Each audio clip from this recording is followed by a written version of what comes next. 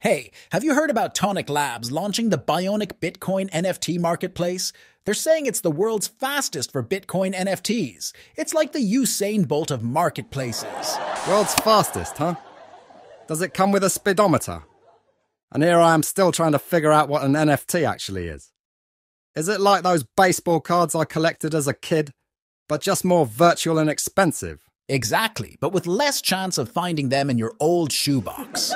They're also aiming to reduce the congestion of the Bitcoin network, kind of like trying to clear traffic jams on the internet highway. Well, if they can make buying and selling NFTs as easy as ordering a pizza, sign me up.